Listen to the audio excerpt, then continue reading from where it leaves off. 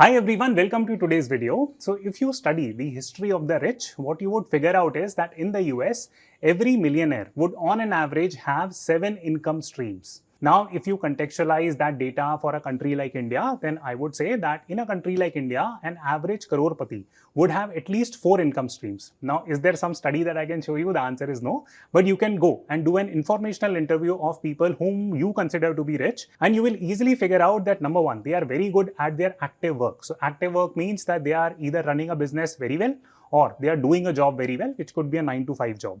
You would also figure out that they invest their money. Yes, they might not invest in the stock market, but at least fixed deposit investment would be there. So this becomes second source of income. Then almost every rich person in India would own their own house. So that house can also appreciate with time, and that becomes capital income. So that's the third income. Then on top of that, a rich person in India would usually buy a second home. They will rent it out, or they might be working with a startup, and that startup might be giving them ESOPs. So that becomes a residual income. So the point that I'm trying to drive home is that if you want to become rich and stay rich, then you need to have multiple sources of income. A prime example of this is the story of Mr. Warren Buffett, and you can see this from this chart that a study was done in 2017 which talked about how much money the Coca-Cola CEO is making vis-a-vis Mr. Warren Buffett is making, and you can see the numbers on your screen. There is a stark difference. And think about it this way, that the CEO is spending a ton of time in terms of managing the company and doing 100 different things. But Mr. Warren Buffett has made investments in Coca-Cola, and that is giving him massive income. So on this video, I'm going to speak about three things. One is that why is it that rich people are able to build so many income streams? Why do they want to do that in the first place? Second key thing, that if you're inspired by their journey and want to become rich yourself, then how you should go about cultivating passive income sources. And third and finally, what are some of the challenges that you might face in this journey? Now, if you want to become rich, then the first step literally is to protect yourself. And this brings us to the sponsors of the video, which is Ditto Insurance. And they are a wonderful insurance buying platform. You can buy health insurance, term insurance from them by speaking with an expert absolutely for free. So you can schedule that free phone call by checking the links in the description box. So let us discuss the first question as to why rich people want to cultivate multiple sources of income. You will say that, hey, it's obvious they would want to make more money, therefore they want to cultivate more sources of income. Yes, you are right, but there are more nuances to it. Before going there, let me throw a very quick trivia question at you. How many income streams do you think that Mr. Warren Buffett has? Now, according to Tai Lopez, who himself is a millionaire, he estimates that Mr. Warren Buffett has more than 90 income streams, which is absolutely crazy. You let me know in the comment box how many income streams do you think Mr. Warren Buffett has. So moving on, let us quickly discuss the psychology of the rich. Now, the psychology of the rich can be understood through this 2x2 matrix. What you will figure out is that, for example, if you and I are involved in our active work, then it takes a lot of time, effort and energy to get a paycheck. For example, we would spend probably 10-12 hours in office, and at the end of the month, we are seeing some kind of a paycheck. Now, this is a very hard and difficult thing to achieve. But let's go back to this matrix and quickly understand that what is the effort and return in terms of making money for rich people. Now, if you think a little bit critically, what you will quickly realize is that, hey, for Mr. Warren Buffett to make a ton of income from his stocks in form of dividends, and by the way, this year he made close to $6 billion in dividend income, he would not need to spend a lot of effort. He had already picked the company, he's invested in it, and every year he keeps on generating dividend income from these stocks. So to cut the long story short, rich people want to build more income streams because the effort to generate that income stream becomes easier and easier for them with time. Why does that happen? Let me talk about it on the next section. So if you're trying to become like Mr. Warren Buffett and have multiple sources of income, here are three critical points that you should know. First and foremost, you must understand that you should be really good at your primary job. Now, the primary job could be simply running your own business or doing a 9 to 5 or working with a startup or building your startup. Whatever you are doing, that is your primary work, and you should be super skilled at it. Now, this takes time, effort and energy, and probably years and years of hard work. No one is discounting that. And again, going back to Mr. Warren Buffett's example, he spent probably decades and made a ton of mistakes in order to get to his investing style, which is very well curated now, and it gives him massive returns. Now, using the skill set and the money made from the primary job, he's able to cultivate his first passive source of income. So that most likely for Mr. Warren Buffett would have been the dividend income that he started generating probably when he was a teenager.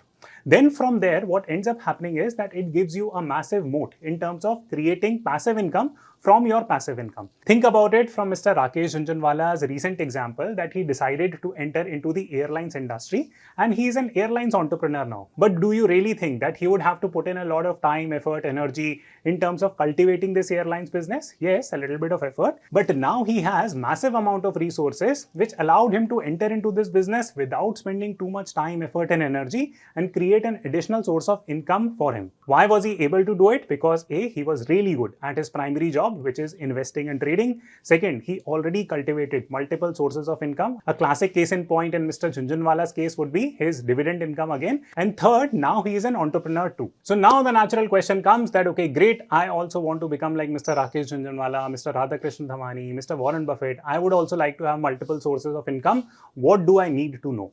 So here are 7 different types of income streams that you need to know, and then you need to identify which of these income streams next you can start building. So I will give you a very quick rundown to 7 important income streams. So the first income stream is called as job income or your primary work income. All of us can understand what this means, so I will not spend a lot of time there.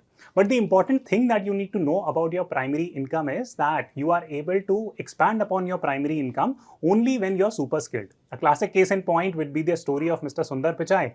This is the amount of money that he makes every year, and this will outperform the total revenues and profits of some even mid-cap companies. So in order to make a lot of money through your primary job, like Mr. Sundar Pichai, you should be super skilled at your job, whatever that job is, be it like content creation, be it like video editing, be it like software design, whatever job you are doing, try to educate yourself to the maximum about that particular job. Now moving on to another related point, that if you want to make a lot of money through your primary job, then one key aspect that you need to consider is asking for a raise. So please go learn how to negotiate your salaries. You will benefit a lot by constantly renegotiating your salary from time to time. Now, always be on a lookout for better job opportunities, because statistics tell us, this is not me telling you, this is what statistics tell us, that if you're switching your job, your chances of getting a raise is much higher compared to if you just stay put at your job. So this is what the job market looks like, that companies call their employees family and then undercut them on their pay. So please remember this fact, please remember this statement, and then renegotiate your salary from time to time. So here is a very quick roadmap to making a lot of money from your primary job. Number 1, become super skilled at whatever work you are doing. Number 2, gain more experience in that niche skill. Do not stay as a generalist. Over time, you will have to become a specialist at something. Become a go-to person on a certain skill set for your company. That would allow you to become irreplaceable at your job and keep looking for better opportunities. If you follow this roadmap, you will end up making a lot of money through your primary job and your stage 1 is completed.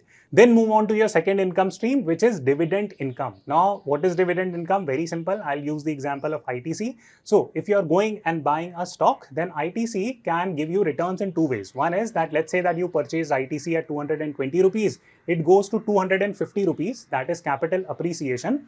That is not dividend income. The dividend income would be that ITC decided to give you a 6% dividend. So a lot of stocks in India and in the foreign markets, they give something called as dividend income, and you are able to make this income easily if you're buying certain stocks. So this becomes your second type of income stream.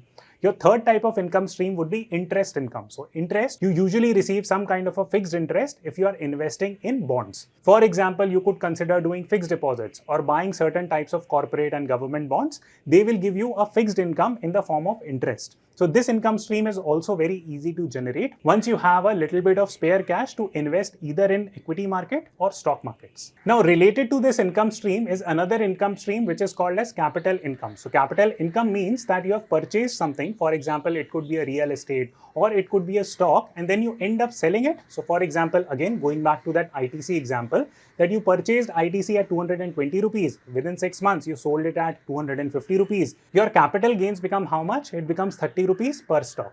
Now, similar situation can play out in real estate investment also. So let's say that you purchased a house at 1 crore rupee and the value of that house becomes 1.5 crore within a year.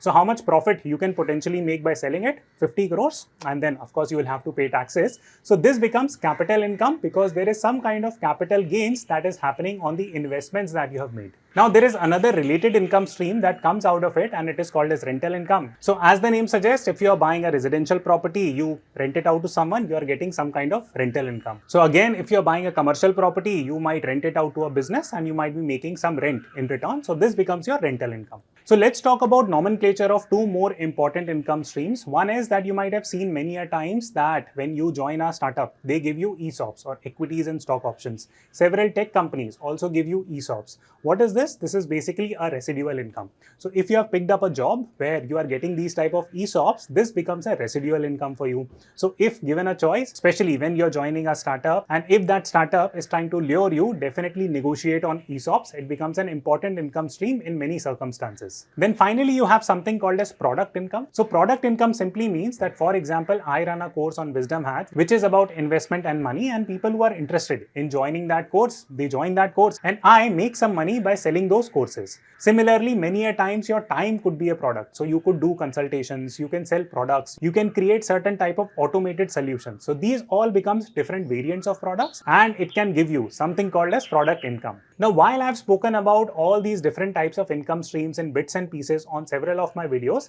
here is a composite picture that I will present in terms of the challenges that you will face while creating these income streams. So one is that active work, whatever we are doing when we are going to office or running our own business, that is active work. We all understand the challenges associated with it. Now here, the primary challenge for us becomes to enhance our skills. So we are trying to fight on skills and we are trying to amplify our skills.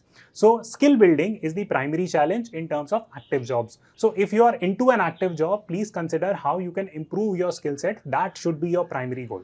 Number two, when you are moving towards your first passive income, no matter what type of passive income you are trying to generate, you will have something called as time deficit. For example, when I started creating my first passive income source, I was dealing with a lot of time-oriented challenges. Why? Because I was in a full-time, very hectic job. On top of that, I used to go home, work very hard in terms of creating another parallel income stream, learning about a new business stream that I could create. So make sure that you're utilizing your time very well. And during this phase, the primary challenge that you will face is the time deficit that you are having. So you will have to cut off parties, you will have to cut off a lot of important things in your life to make time to create that second income stream. Now, am I saying that you should definitely do it? That is definitely your call. I'm not pushing you in either direction. I'm simply trying to present a reality.